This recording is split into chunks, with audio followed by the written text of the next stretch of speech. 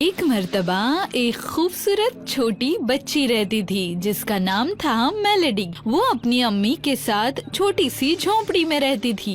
वो बेहद गरीब थी, लेकिन मेलेडी अपनी अम्मी को गाना सुनाकर खुश रखती थी। हर रोज मेलेडी कुछ न कुछ खाने के लिए ढूंढने के लिए जंगल में जाती थी। उसे जो कुछ मिलता वो लेकर लौट आती, लेकिन उतने में उनका पेट न भरता। एक रोज अपनी गरीबी से तंग आकर मेलेडी ने घर छोड़ा और खाने की तलाश में जंगल की ओर रवाना हुई। उसने बहुत तलाश किया पर कुछ न हुआ, उसे कुछ न मिला। आखिर घर ले जाने के लिए वहाँ कुछ न था।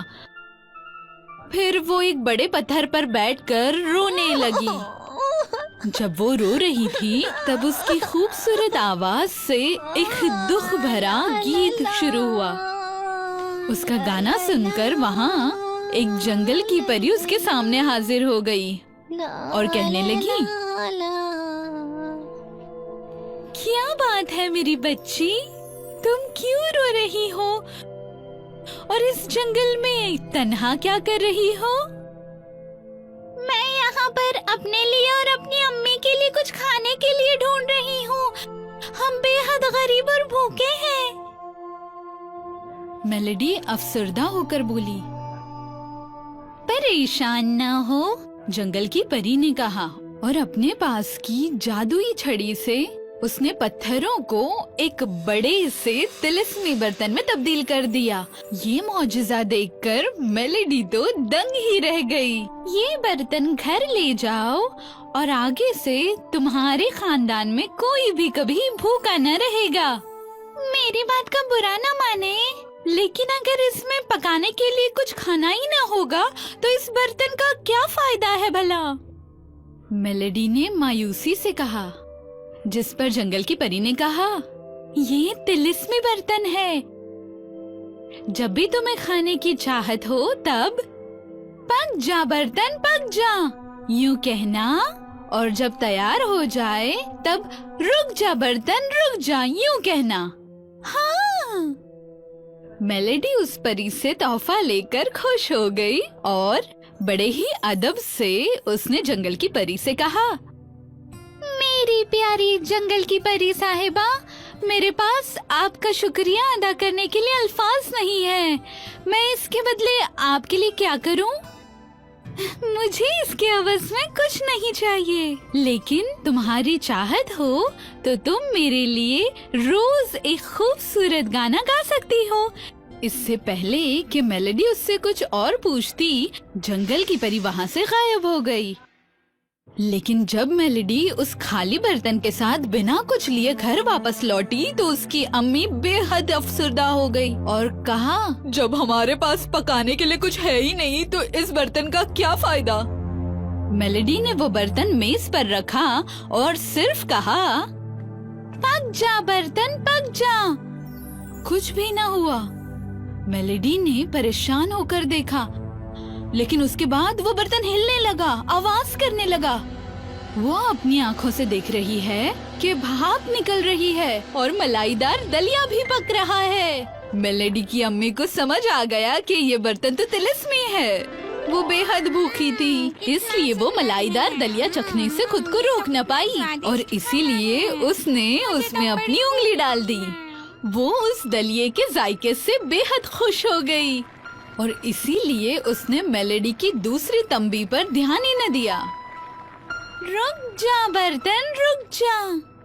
वो बर्तन खाली होने तक बस खाते ही रह गई और उनका पेट भर गया। मेलेडी की अम्मी ने मसरत से अपने पेट पर हाथ घुमाया। उसके बाद मेलेडी ने सोचा, ओह ये तो मेरे जाने का वक्त है और जंगल की परी के लिए गाना गाने का वक्त है। इसलिए वो घर से बाहर निकलकर जंगल में चली गई। यहाँ घर पर उसकी अम्मी बेहद खुश थी क्योंकि अब से उन्हें खाने के बारे में फिक्र करने की कोई जरूरत न थी।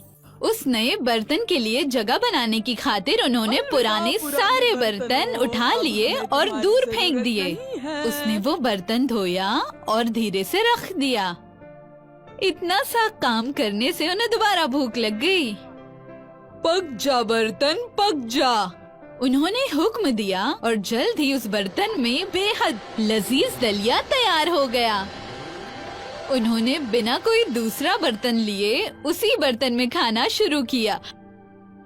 खाना बेहद लजीज था, लजीज। लेकिन जैसे जैसे वो तेजी से खाने लगी, वैसे वैसे बर्तन में भी खाना जल्दी जल्दी तैयार होना शुरू हुआ और बर्तन से बाहर निकलने लगा।